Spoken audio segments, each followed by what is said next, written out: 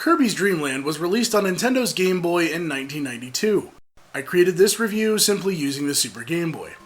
This was the game that started a whole new franchise and birthed one of gaming's most iconic characters. Masahiro Sakurai designed the game with the intent of being very simple and straightforward. In this original title, Kirby had the ability to suck in enemies and swallow them down, or shoot them out as projectile weapons. Kirby could also fly and float by taking in a large breath of air, which could also be shot out as a projectile, and also was able to attack enemies using a head bonk dive bomb attack from great enough heights. Some power-ups existed in the game, but in this game, Kirby did not have the ability to absorb skills and traits of his enemies. There are some power-ups scattered throughout levels, but for the most part, they're temporary and serve more as part of the level than a random power-up. The game consists of 4 main levels, which you play in order, then a castle where you face the bosses of each of those levels again in any order. Then you unlock the ability to do battle with King Dedede. The levels themselves are played like a traditional action platformer, and the simple controls make the game easy to pick up and play for first-timers. I played the game and got to the second level before I ran out of lives. While I had the option to continue, I wanted to keep practicing on the earlier levels. On just my second playthrough of the first level, I was able to complete the stage without taking a single hit of damage. Luckily, for players who want more of a challenge, the game features Extra Mode, which can be enabled from the game's title screen by holding up and select and pressing the A button. Once you see the Extra Mode text on the screen, you can press start to begin the game. In this mode, some enemies change, and both regular enemies and bosses play a bit more aggressively. By the way, yes, I did just a moment ago say that was my second playthrough of the level.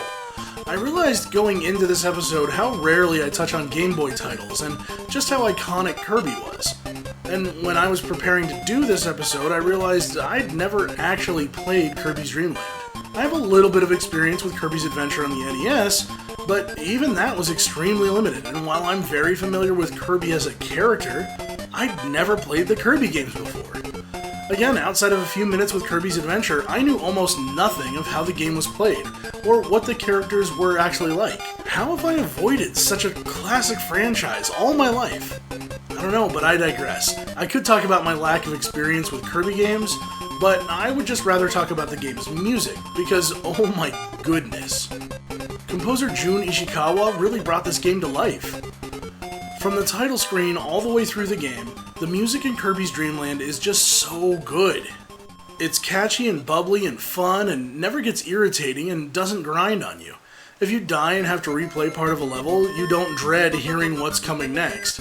But it's also not so unobtrusive that you block it out as literal background music. I found myself actively listening and humming along to the tunes. Sound effects, as with many Game Boy games, are limited, but they all match the action on the screen. Nothing for even a moment took me out of the experience that the game was presenting to me. Visuals in Kirby's Dream Land are inspired by a more simplistic and inviting art style.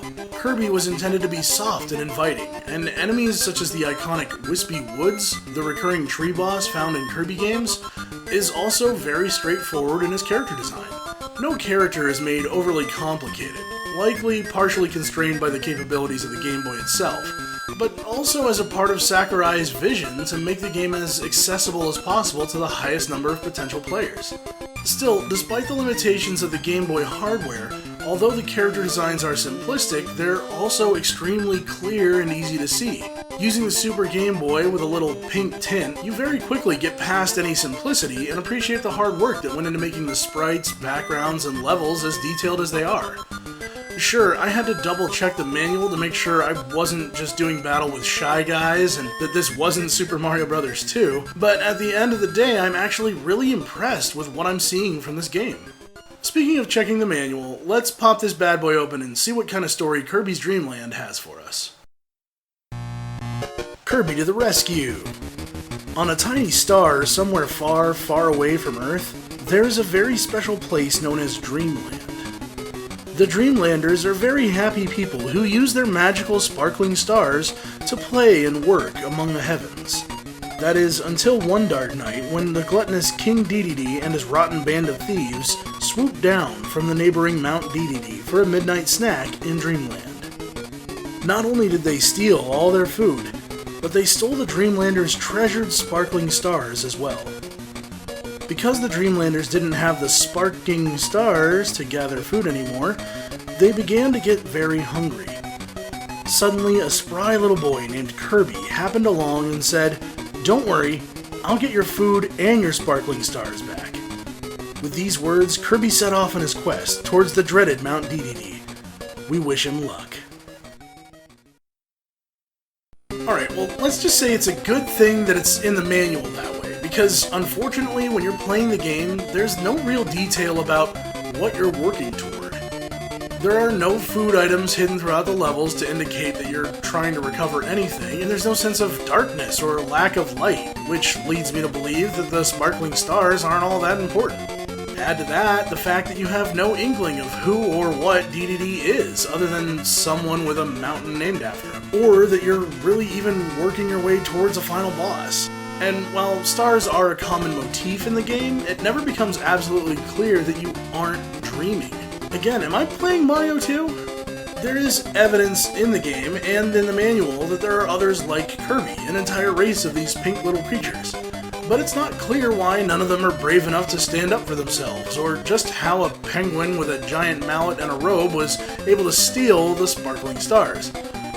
Didn't the manual also say they lived on a star named Dreamland?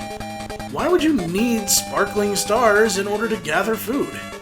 Kirby's Dream Land is a classic, and fans of the franchise owe it all to the game that kicked off the whole series. It's got a magical art style, splendid music, adorable character design, is wonderfully approachable, easy for newcomers to pick up and play, and most importantly, a genuinely fun experience.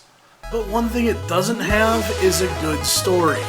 The good thing is that it spawned many more games, so it's pretty safe to assume that Kirby's Dream Land was just the beginning of our story so far.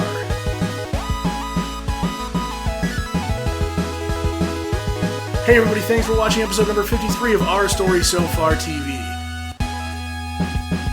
I'm Garrett. If you liked this episode, please consider giving it a thumbs up, and if you really liked it, please subscribe. You're always welcome to leave a comment below, and if you want to talk to me on Twitter, I'm @NewAngel, that's NUANGEL. If you liked what you saw and you want to see more, there's always more episodes over at ourstorysofar.tv. As always, I'll have new episodes ready for you again in 2 weeks, and coming up into October, we should have some Halloween-themed episodes, hopefully.